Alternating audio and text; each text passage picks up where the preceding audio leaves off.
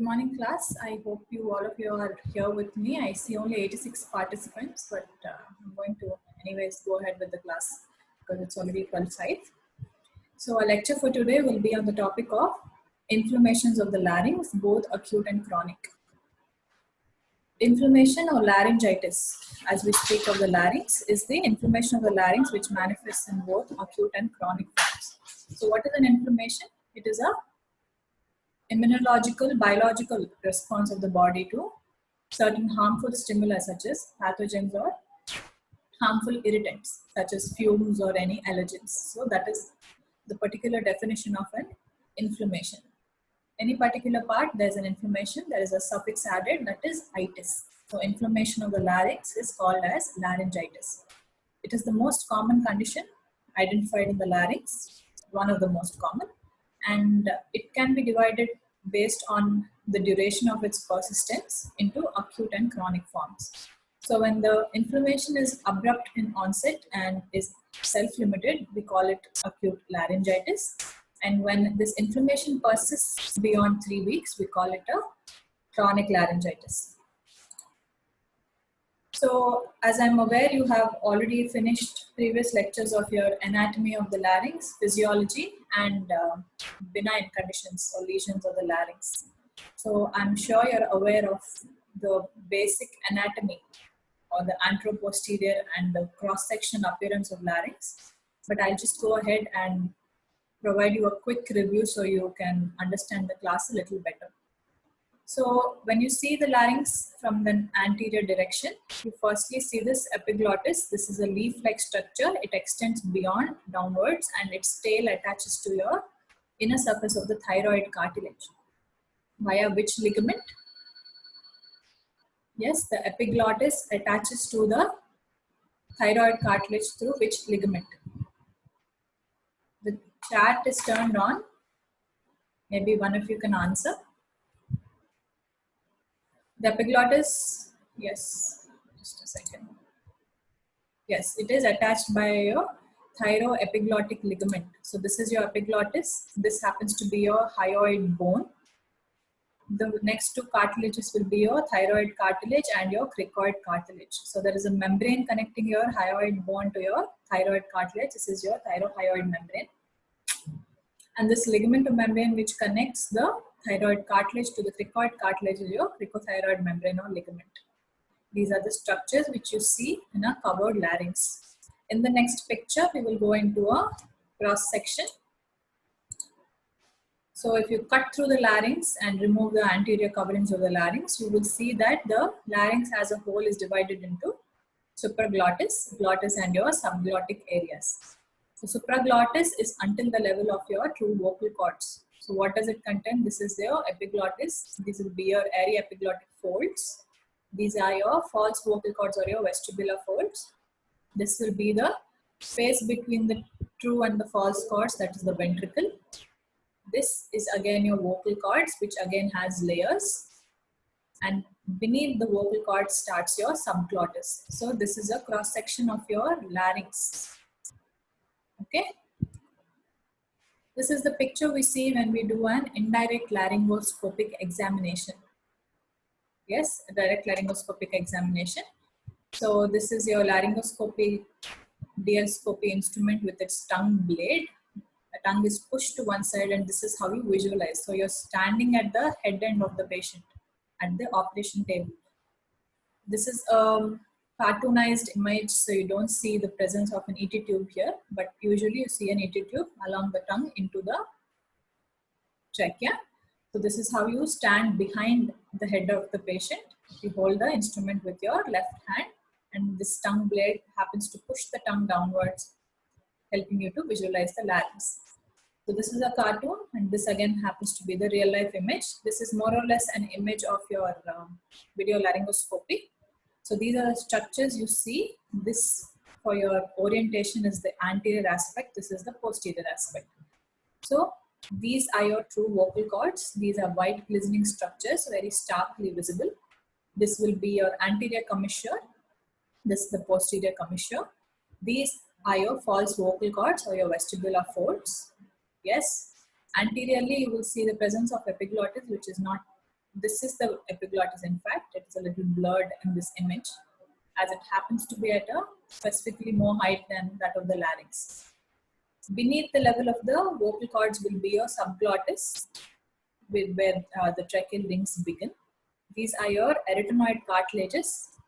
So from the epiglottis to the arytenoid will be your aryepiglottic folds. These are your aryepiglottic folds, and this happens to be your posterior commissure area.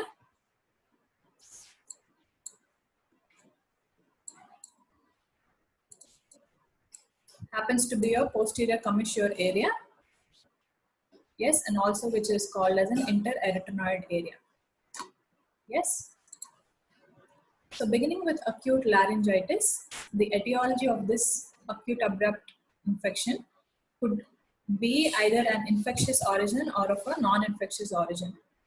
So more commonly, this follows an upper respiratory tract infection, usually your viral URTIs. So what are the organisms which cause viral upper respiratory tract infections more commonly? So these are your adenoviruses, rhinoviruses, then influenza, parainfluenza viruses, and even so this present pandemic, the coronavirus. It can also cause your upper respiratory tract infections. So it can lead to laryngitis.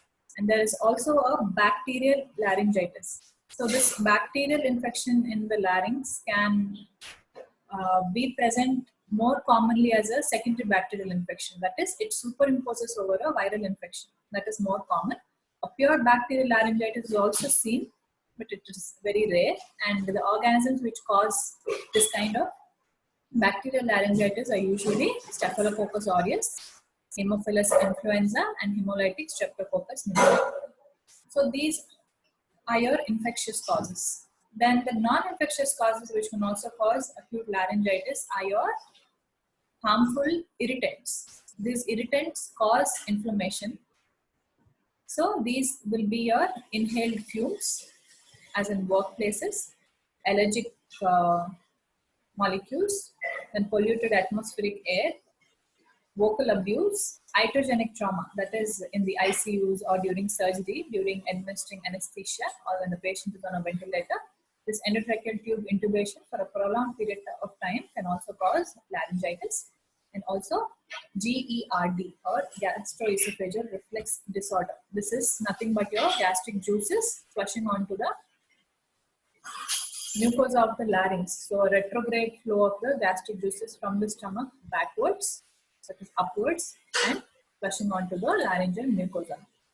The symptoms which the patient complains of are usually related to the functions of the larynx. So what are the functions of the larynx? Can you name a couple of functions of the larynx? Yes? I need to know you people are hearing this lecture, so I need you to answer.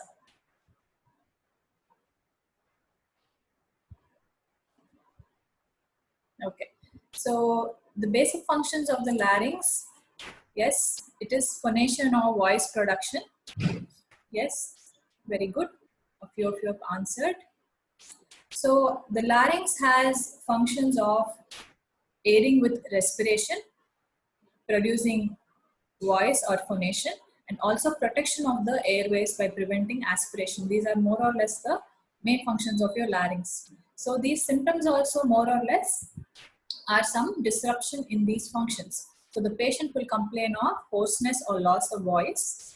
He can complain of discomfort or sore throat in terms of pain, because there is inflammation, there is dilatation of vessels, and there is pain, and there could be otalgia. So how does a laryngeal inflammation produce otalgia? It makes sense that it is a secondary or a referred otalgia through which nerve? Can you tell me which nerve produces referred otalgia when there is some infection in the larynx? So your class of otalgia is finished, I believe. So which nerve do you think is producing a referred otalgia? Yes. So it is the 10th. Yes, very good. Not the glossopharyngeal, but it is the vagus nerve. So glossopharyngeal is more or less in relation to that of your tonsils, base of tongue, and more part of pharynx. But when it comes to larynx, it is more of the vagal nerve. So the nerves which produce otalgia are mostly your trigeminal, glossopharyngeal, vagal nerves, and some of your cervical cranial nerves such as C2, C3. So it's more of your 10th nerve which produces this kind of referred otalgia in the case of laryngitis. So if you see these symptoms will be more or less common in every kind of laryngitis, whether it is acute or chronic, and some added symptoms might be seen based on the severity. Okay, so there is a referred otalgia, then there is dry irritant cough, there is a difficult or painful swallow because the piriform fossa are right next to the larynx, so some of the inflammation and the nerve sensations could be passed on to this area. And there can be presence of cervical lymphadenopathy. You know the cervical levels of nodes, so there can be cervical lymphadenopathy if it's infective. And general symptoms of upper respiratory tract infections such as your dryness of throat, fever, and general weakness can be seen. So what are the signs you see? The early signs are erythema and edema.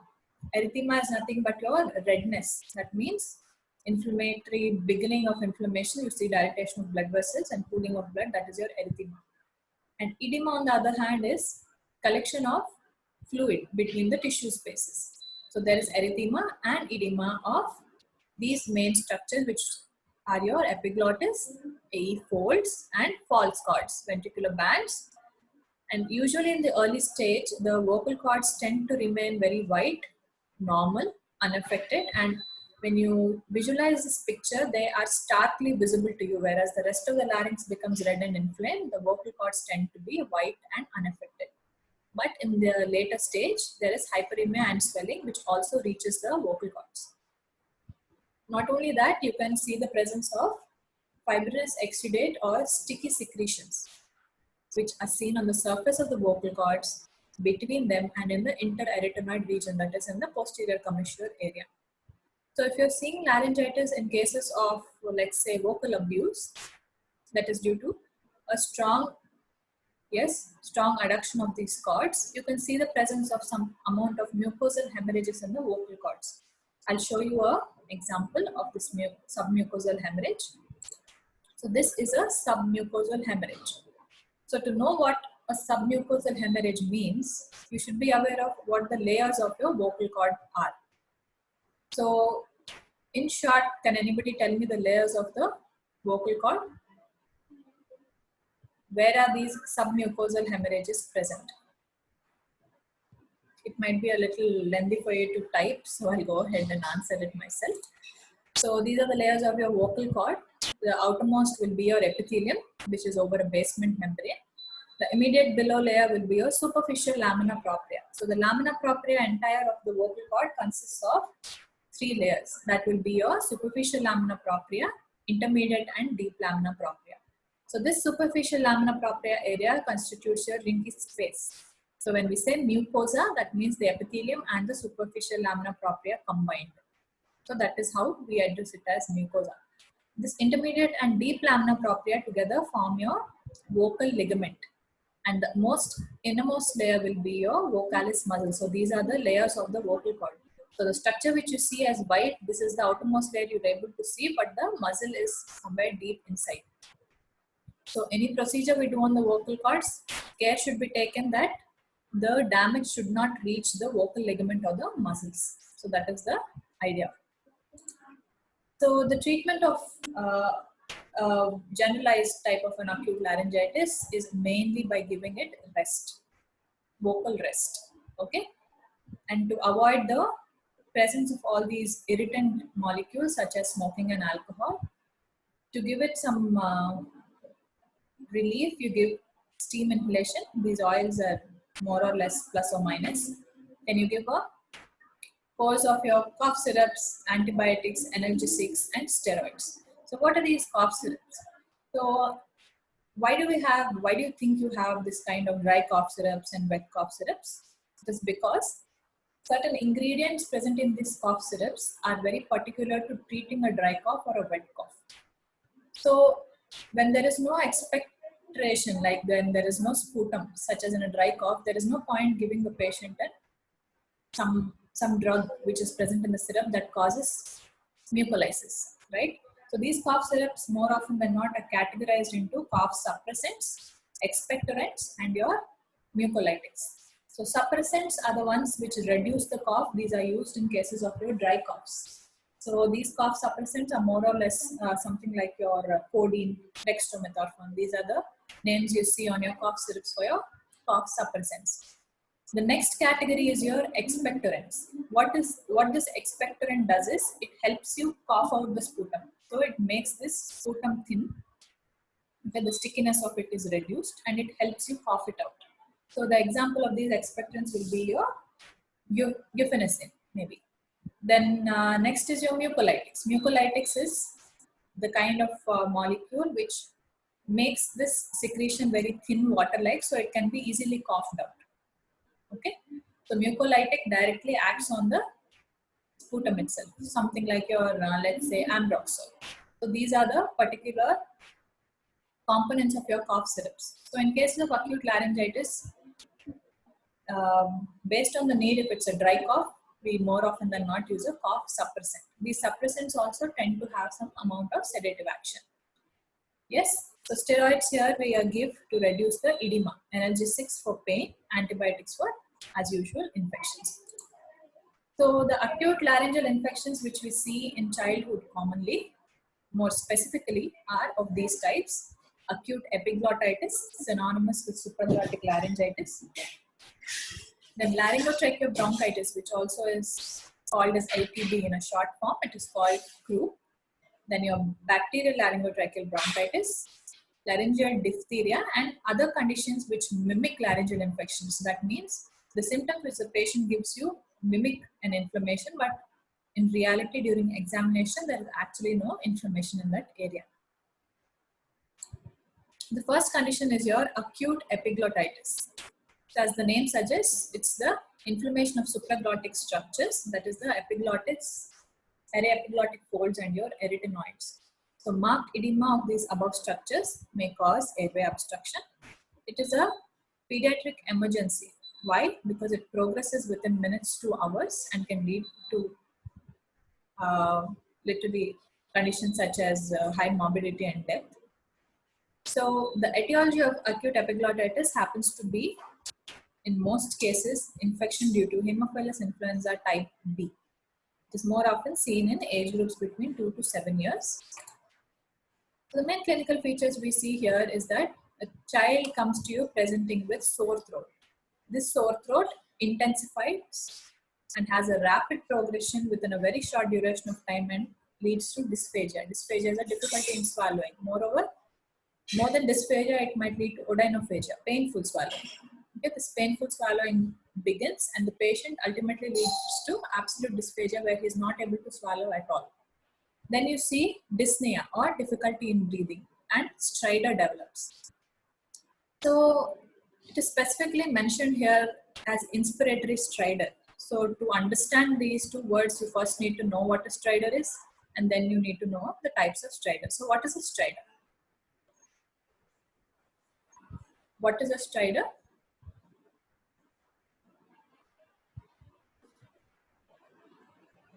Yes.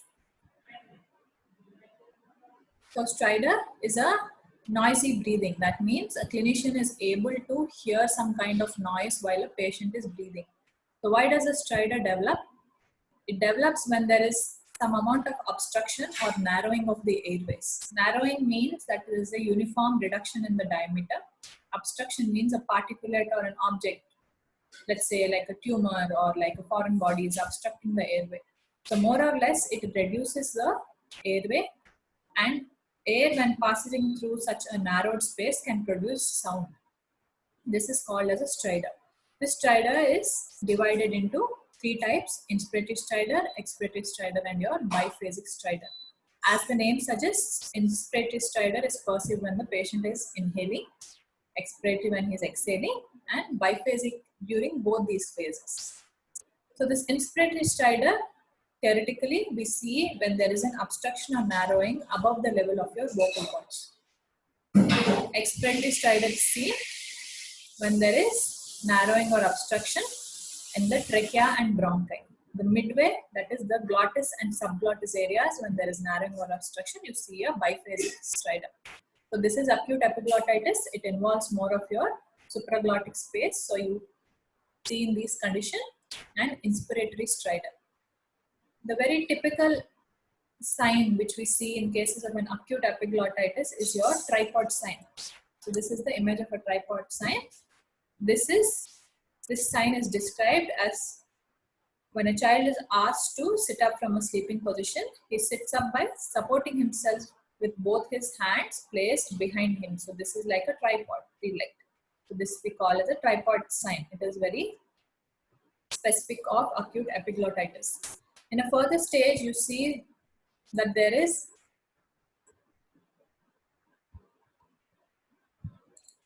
in a further stage, we see that there is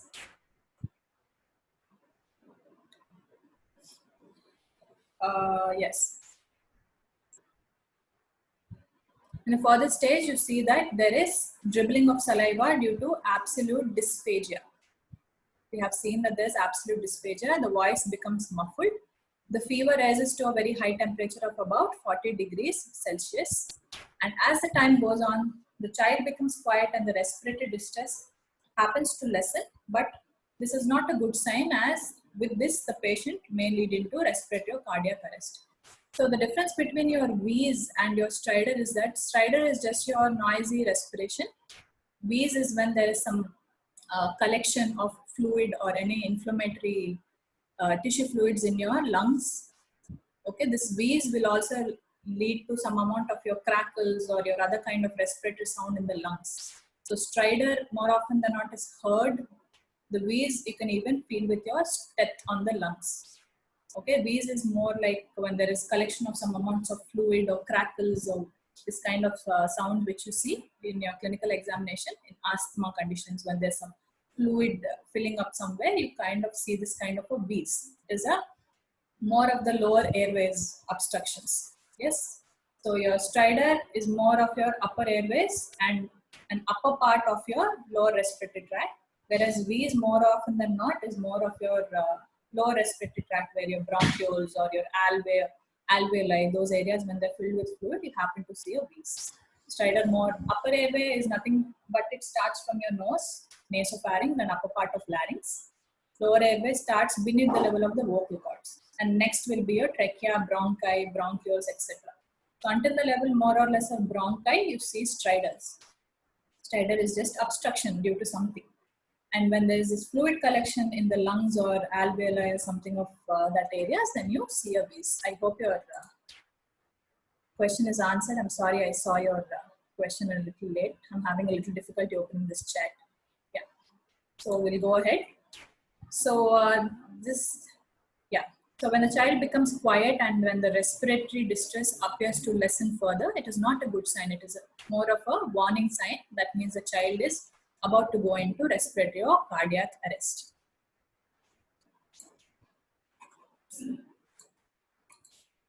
The investigations we do in a case of an acute epiglottitis are firstly a clinical examination. How do you do a clinical examination? We use a lax tongue depressor. We press on the anterior 2/3 of the tongue and we visualize that the epiglottis is more or less red or swollen. See, this is how you see. This is like a DL-scope image, direct laryngoscopy image, but this is how you see the epiglottis. It is very red and inflamed. And in the cases of your indirect laryngoscopy, which we do in the OT, where there are facilities of intubation available under anesthesia, when we do this, you again see the same features, that there is an edema and congestion of supraglottic structures. And this is usually not done without proper anesthesia, because sometimes while doing this indirect laryngoscopy, you might cause a complete laryngeal spasm and a complete obstruction. That means you won't be able to put in a tube. And we do not know for how long this might last, so it is more of a life-threatening condition. So we do an indirect laryngoscopy in the operation theater under anesthesia.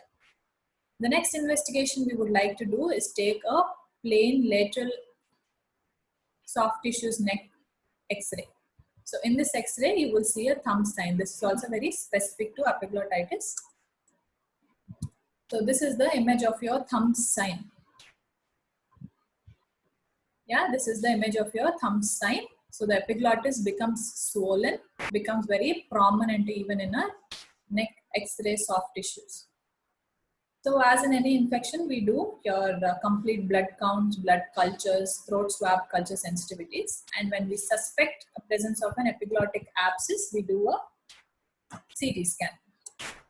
So these are the images of your direct laryngoscopy in OT. This is your endotracheal tube. So we are doing it under anesthesia. This is your epiglottitis.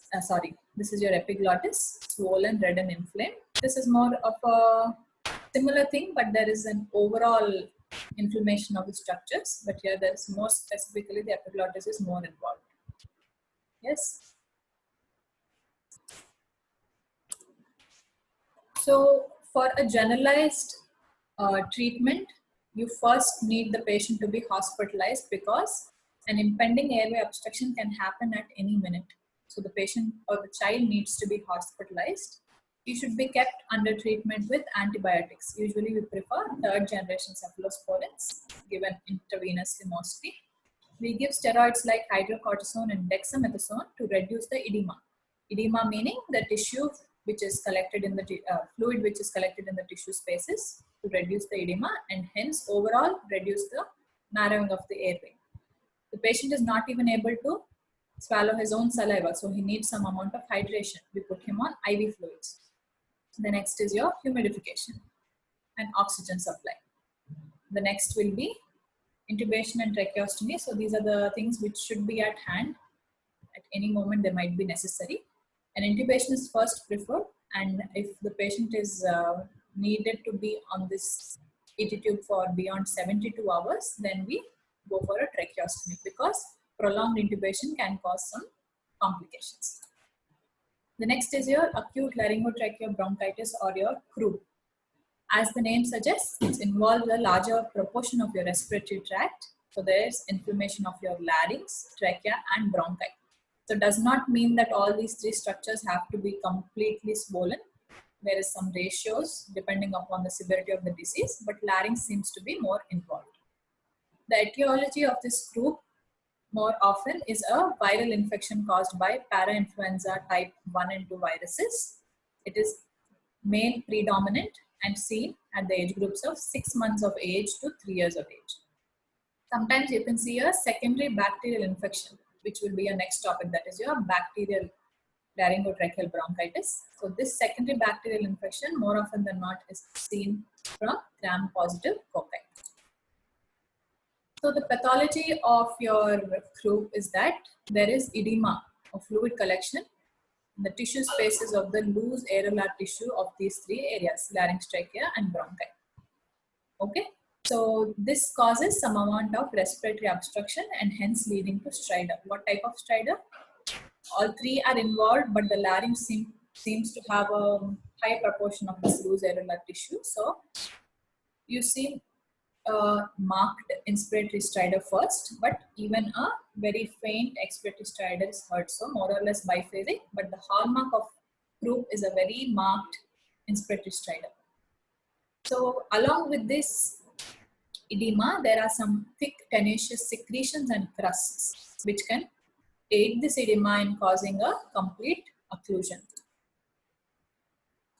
So the signs and symptoms of CRU tend to be features of your upper respiratory tract infections, the basic ones, and added specifically to the larynx would be a hoarseness of voice, croupy cough. This word croupy is very fancy. It just means barking or very harsh kind of cough you see in kids with very severe respiratory infections. So there is high fever up to 40 degrees Celsius, that I think comes around to 103, 104 degrees Fahrenheit. Then there's dyspnea, that is difficulty in breathing, which is of acute onset, and like I've told you already, there is a marked inspiratory stridor, which is a hallmark, and concurrently along with this there might be a less audible expiratory stridor, so making it biphasic, but the hallmark is a very loud inspiratory stridor. Yes. So when there is a stridor, you see that the airway is ultimately narrowed. the air is passing through this narrow space leading to some amount of negative pressure. So to prevent the collapse of the larynx, what happens is the other muscles, the secondary muscles of respiration need to come into action to prevent the negative pressure into causing some amount of laryngeal collapse. So because of that, you see these suprasternal and intercostal recessions or retractions. Yes, in respiratory distress, these are the signs you see because of the use of your secondary muscles of respiration to counteract this negative pressure. The investigations we do in croup, since it's viral, we do a direct viral antigen detection by sampling mucus of nasopharynx. This is your similar to your rapid antigen test, which we are doing in the coronavirus situation right now.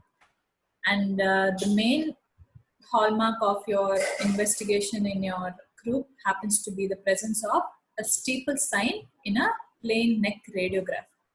So this steeple sign comprises of two components, one being your narrowing of the subglottis and two, ballooning of the hypopharynx. So a steeple is nothing but the mount or the top of a church. So it is like an inverted V.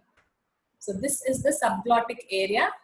So you see a narrowing of the subglottic area, and this happens to be a steeple sign. You can see how the shape of this is present. This is your steeple sign. This is a hallmark of your croup.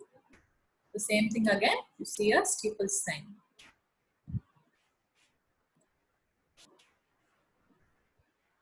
So this happens to be the upper part. This is the hypopharynx. This is your subglottic area.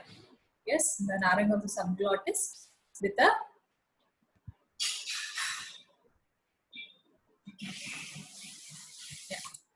So again, same thing. There is a subglottic narrowing, which you can see through a bronchoscope. This again is your steeple sign. The ballooning of your hypopharynx with narrowing of your subglottis. So the treatment again, hospitalization, antibiotics. So like I've told you, more or less the treatment of all forms of itis in larynx, that is the laryngitis, is more or less antibiotics, steroids, then voice therapy, then there's humidification, IV fluids. It's more or less the same, but based on the severities, some will be added. So here again, there's antibiotics. We usually prefer ampicillin. Humidification to soften the crusts and the secretions. IV fluids for dehydration. Steroids to reduce the edema. And this racemic adrenaline or adrenaline directly given via a respirator has functions of bronchodilation. So it reduces dyspnea. So this is one addition here. And intubation and tracheostomy as and when required. Tracheostomy beyond 72 hours of intubation is preferred. So next is your bacterial laryngotracheal bronchitis. So like we have spoken about this, as such as an entity, it being present as a separate disease is very rare. It is more often present as a secondary bacterial infection, that is superinfection over a already present viral entity. So that is more common. But when there is a bacterial superinfection, we call it a bacterial tracheitis, since it involves the trachea more predominantly. So it is a much more severe illness, but it is much less common. There is very severe respiratory obstruction and artificial airway is preferred. So it is at the level of the trachea, and when it is very severe, it is more or less understood that the intubation is going to be required beyond a 72-hour period. So we directly go ahead with tracheostomy. Next is your laryngeal diphtheria. So the causative organism, like you know, your fascial diphtheria, same thing, is your Corynebacterium diphtheria. This laryngeal diphtheria is nothing but your extension of your fascial or your pharyngeal diphtheria downwards into the larynx. So this is seen secondary to fascial diphtheria, and it is common in children beneath the age of 10 years.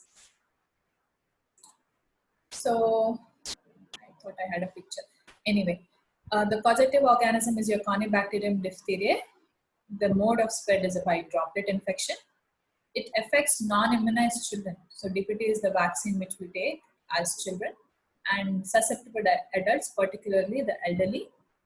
The usual site of infection for diphtheria as such is that of the tonsils and the fauces, but it can also occur in nasal cavities and spread lower down into the larynx.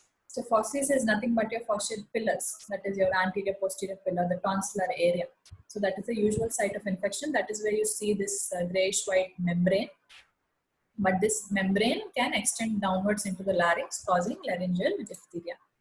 So the pathology of laryngeal diphtheria is, yes, this pseudomembrane formation. This pseudomembrane can grow lower down and cause obstruction of the larynx. The next is these Corynebacterium diphtheria can release an exotoxin. This can lead to some amount of myocarditis and some neurological dysfunction. The clinical features same as that of pharyngeal diphtheria. Insidious in onset, there is low-grade fever, sore throat, and general weakness. Pertaining to larynx specifically, there is a hoarse voice, a harsh croupy cough, inspiratory stridor. Again, it is above the level of vocal cord, so there is an inspiratory stridor. Then there is an increasing dyspnea. With increase of duration of this condition, there is an increased dyspnea. And again, for the same reason, there is marked upper airway obstruction. So the main feature of this diphtheria, as we know, even if it was in your previous classes, again, I would like to stress on the fact that this is a pseudomembrane, a grayish white membrane present on usually the tonsil, palate, and pharynx. So the feature is that when you try to remove it by force, it bleeds. It is very adherent, needs a particular amount of force to be removed, it bleeds. Also, this diphtheria specifically causes a bilateral cervical lymphadenopathy, giving a bull neck appearance. So this happens to be your membrane. It might extend downwards. Larynx will be somewhere at this level. So this is your chin. So behind this chin here is your larynx. So if the membrane extends downwards, it causes your laryngeal diphtheria. This is a bull neck appearance. So bilateral cervical lymphadenopathy. So neck sort of becomes thickened and wide, giving a bull neck appearance. So investigation we do a throat swab for culture sensitivity. We take the sample of this membrane for screening. Main treatment here is your diphtheria antitoxin, about 20,000 to 1 lakh international units as a saline infusion. The antibiotic we prefer are benzyl penicillins, QID dose in 5 lakh units, IM for 6 days. But when there is a penicillin allergy, you prefer an erythromycin. So in your exam, you are expected to mention names of certain drugs. You just cannot say treatment by antibiotic, just by steroid. So if you mention a steroid, in your bracket, you need to give a couple of names of what steroid should be. If you mention an antibiotic, you should mention what is a specific antibiotic for this infection. So here, diphtheria, we prefer penicillins. So for the maintenance of airway, if there is a severe stridor, you might need a tracheostomy. But before that, you try to remove the membrane by direct laryngoscopy under intubation. If that is not possible, then you go ahead with a tracheostomy. More or less, complete blood rest is advised and adequate hydration is required for the same reason. The complications would be the airway obstruction causing asphyxia and death. Then your toxin causing myocarditis and circulatory failure. Palatal paralysis could be there, and laryngeal and pharyngeal paralysis is also noted. So there are again conditions which mimic laryngeal infections, which we have spoken about. These are the meaning of these conditions means that these actually do not produce inflammation in the laryngeal area, but they produce more or less all the symptoms that a laryngitis can produce. So these will be your foreign bodies, peritonsillar abscess, retropharyngeal abscess, infectious mononucleosis. These are more of your conditions of the pharynx, except for your foreign body, which can be present anywhere below down. So these mimic the laryngeal infections, but are not actually inflammations. So next comes your chronic laryngitis. So chronic laryngitis, like we have discussed, is when the inflammation persists beyond 3 weeks duration. We call it a chronic laryngitis. It is again clinically classified into non-specific and specific. Non-specific is when you cannot point to one single causative feature or organism. So that will be your chronic simple laryngitis, hyperkeratosis, or your leukoplakia. I think you have been already dealt with this leukoplakia, your granulomas. I think they've already been dealt with because I was told your benign lesions of benign and pre-malignant lesions of your larynx has been dealt with. So this will be your non-specific causes, and the specific causes again, like they can be pointed out to one specific cause. So tuberculous laryngitis, syphilis, then your leprosy, then there's fungal. Okay, so these are your specific laryngitis. So more or less the laryngeal appearance is either hyperemic, hypertrophic or edematous. Hyperemia, again, due to the dilatation of blood vessels, there is redness. Hypertrophy is this growth of cells. So your epithelium or this, whatever epithelium is present in this particular area tends to mound over itself, that is mounts over itself, and it produces sort of growth sort of a situation, which is more like a tumor sort of situation, but it's not malignancy, it's still benign. Then edema is again just an overall fluid collection in tissue spaces. So these are the types of appearances we usually see in cases of your chronic laryngitis. So there is an hyperemia, there is an hypertrophy. So your hyperemia is specifically called chronic hyperemic laryngitis. Same thing, laryngitis without hyperplasia. So another one is your chronic hypertrophic laryngitis. Hypertrophy, again, we have seen there is mounding of cells, there is some amount of tissue growth. You see, it appears more like a tumor, but it is not malignant. So this is a chronic hypertrophic laryngitis, and this is also called synonymously a chronic hyperplastic laryngitis. You need to know the synonyms because in exam you will not directly be asked a particular thing. They might try to confuse you with these synonyms. So just be aware of them. So starting with the edema of the larynx, this is also called as edema glottidis.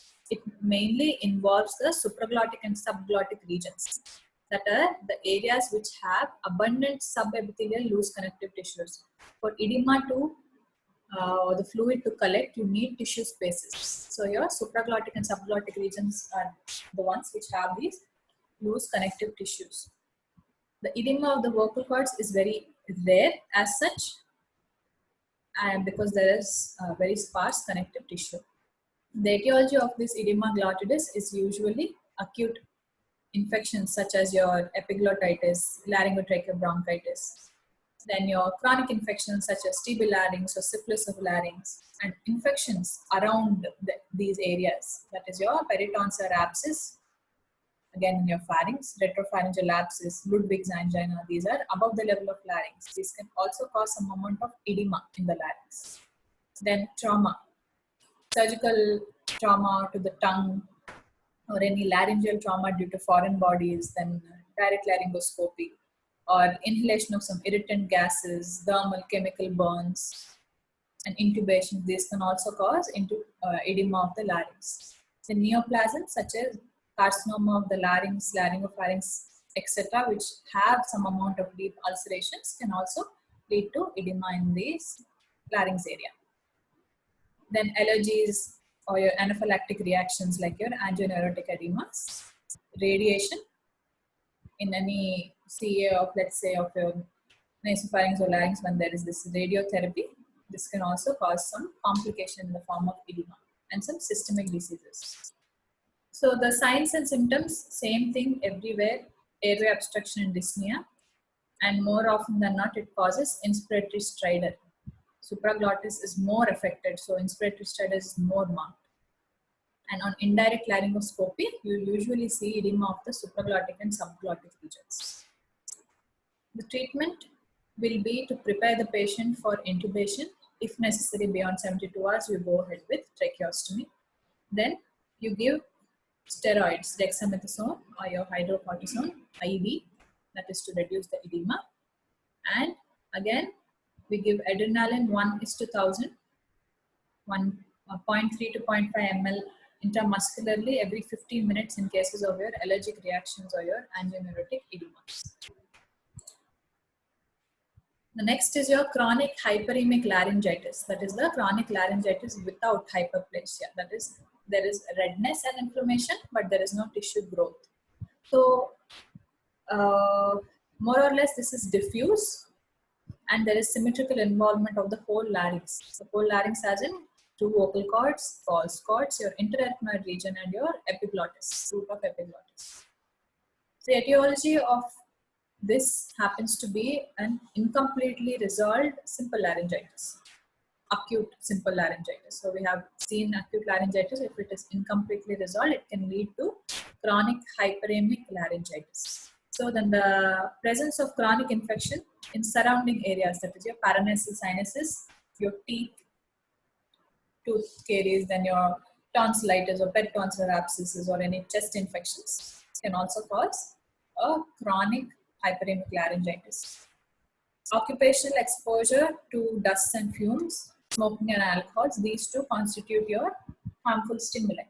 And for a prolonged period of time, initially it might cause acute laryngitis, and further, if the irritants are still being inhaled, it further leads to your chronic laryngitis. And also your vocal abuse, misuse of voice, and persistent trauma of cough as in chronic lung diseases. The clinical features will be your hoarseness of voice. The patient easily gets tired. The voice easily gets tired. So this is called as vocal fatigue. And the patient becomes aphonic. It's unable to speak by the end of the day. Then there's constant hawking. Hawking is nothing but repeated throat clearing, as in while a person is trying to finish a conversation, in between so he's persistently trying to clear his throat. Because there is some amount of dryness or irritation in the larynx, the patient tries to clear that by doing some amount of throat clearing. This automatically leads to discomfort in the throat, and there is a dry and irritating cough. On laryngeal examination, you see hyperemia or erythema of laryngeal structures. The vocal cord, instead of being white and stark, you see it is dull red and is rounded. So you see flecks of viscid mucus in the interarythmoid region, that is the posterior commissure, and also on the vocal cord. The main treatment of anything chronic is treating the cause. That is, you have to eliminate these upper respiratory and lower respiratory tract infections or the surrounding infections, which are something related to your sinuses, teeth, tonsils, or chest infections. Avoiding these harmful stimulants for this prolonged period of time, such as smoke, dust, fumes, and alcohol. The main mode of treatment always is your speech therapy and voice rest. Anything to do with the larynx? If you forget this, if you forget to write this more or less, you know nothing about the larynx. Yes? So, the speech therapy is nothing but the patient is taught how to modulate his voice, how to modulate his position so that he produces adequate speech without exhausting his resources of the larynx. So if you want to shout, if you're shouting too loud or you're very angry most of the time, shouting loudly all the time, more or less you are causing some amount of vocal abuse. Okay, this in the long term can lead to laryngitis, acute or chronic. So there is some amount of speech therapy and how to use a voice that teach is required, and it leads to these specific things. And next, the requirement of steam inhalation to help loosen these secretions and give relief. And as we have discussed, expectorants are needed. Expectorant is nothing but it thins down your secretion, helps you to cough it out. This is required. So next is your chronic hypertrophic laryngitis. It is of two types again: hypertrophy, mounting of or thickening of that surface. It is diffuse and symmetrical throughout the larynx, or localized. So when it is localized mounting or growth of tissue, it appears more or less like a tumor, only that particular area of the larynx is thickened. So dysphonia plicoventricularis, where there is use of false cords instead of true cords for speech. So you see that your false cord becomes thickened and bulky. Then presence of vocal nodules due to voice abuse. Polyp. Nodule, polyp, and granulomas, the main difference is that one can lead to another. Okay, so initially it is in the stage of a nodule, reversible. Then when it goes to the stage of a granuloma or polyp is nothing but when a granuloma develops a pedicle. So when it is attached to your vocal cord, it's more of a granuloma. When it develops a pedicle and it starts to hang down, it's more of a polyp. Yes, so these need surgical intervention. Then there's a Rinke's edema, and then there is a contact ulcer. Contact ulcer more often seen in cases of your PT tube intubations, etc. So the etiology of this is same as that of the chronic hyperemic laryngitis. The pathology here is important that it first starts in the glottic region and later extends to ventricular bands, base of epiglottis, and even subglottis. So this happens in cases of your diffuse symmetrical hypertrophy of the entire area of larynx. So what happens? Initially there is erythema, edema, and cellular infiltration. This is the inflammatory stage. So next, when this is prolonged and lasts beyond 3 weeks, what happens is there is some permanent epithelial changes. Your pseudostratified epithelium, the respiratory epithelium, changes to squamous type, firstly, and the squamous epithelium of the vocal cords becomes hypertrophic and becomes keratinized. Okay, keratin starts to load up on it, and this sort of forms these kind of tumor-like growths on the vocal cords. Furthermore, there is hypertrophy of the mucous glands, which further become atrophied. There is diminished secretion, hence there is this dry sensation in the throat, which is leading to hawking or throat clearing. The clinical features, mostly it's predominant in males, 8:1 ratio.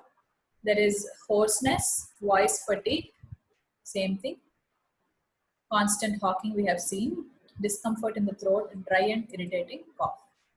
On laryngeal examination, usually in cases of diffuse and symmetrical kinds of hypertrophic laryngitis which we're talking about, you see that the laryngeal mucosa has become dusky red and thickened. Why do we call it dusky red here? Because in acute laryngitis, it's stark red. It is very bright. Okay, bright red. On a chronic stage, it becomes more or less like a pale red. So it is dusky red and thickened. The vocal cords become red and swollen. The edges lose their sharp demarcation. So when you see the vocal cords like this, you usually see that they have a sharp demarcation in the areas which adduct. So this sharp demarcation is lost and they become more or less rounded. In the later stages, you see that they become bulky and given irregular nodular appearance because of mounting of cells. The ventricular bands or your false vocal cords also become red and swollen.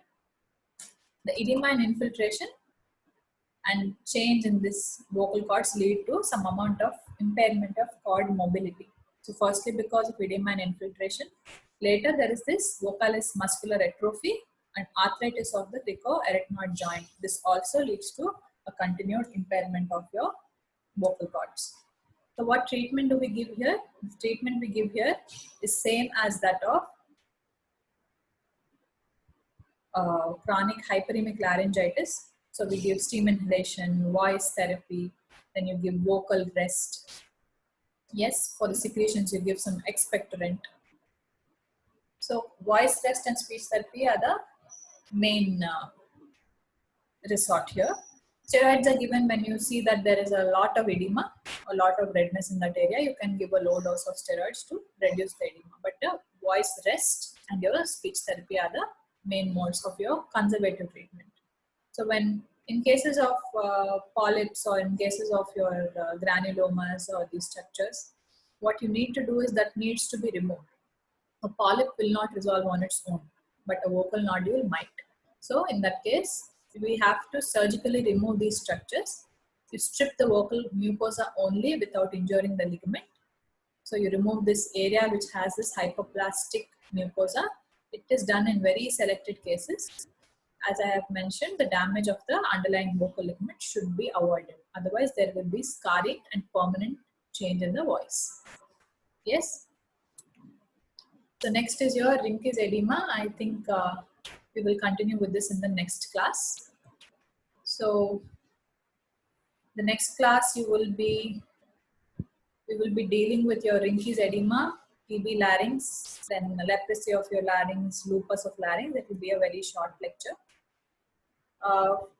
Of these inflammations of the larynx, the most important for you will be something to deal with your TB larynx. Your Rinke's edema is also a 4 marks question.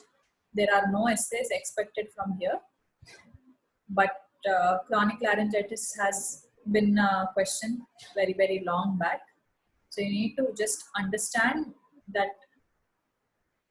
hypertrophic type of laryngitis here can also produce some amount of growths. These growths are not malignancies. So whenever there is a growth, to confirm whether it is a malignancy or not, you need to take a biopsy. So you need to understand what is acute, what is chronic, and you need to know the difference between hyperemia and hypertrophy.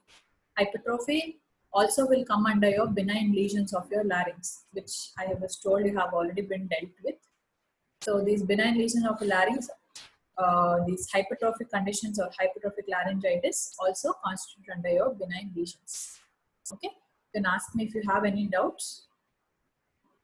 We will continue with this Rinke's edema, TB larynx, leprosy of larynx, and mycosis, the very short topics, except I think TB larynx. The rest happen to be very short. Furthermore, classes will be about your laryngeal paralysis. I think maybe next to next week. So we'll get there. Any doubts, please ask me. Larynx is a little difficult to understand pertaining to its anatomy because the attachments seem to be a little distant because you cannot actually visualize it. So go through this many YouTube videos.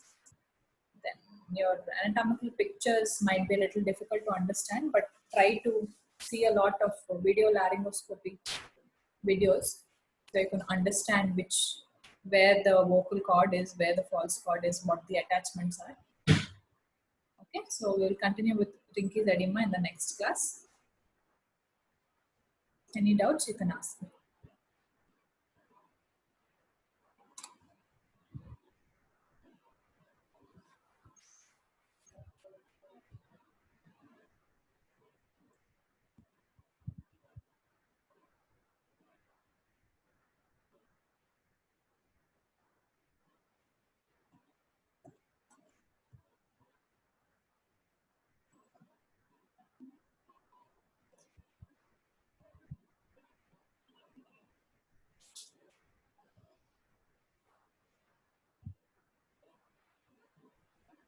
I really hope there are participants listening to these lectures. We are putting in a lot of effort along with doing our COVID work here.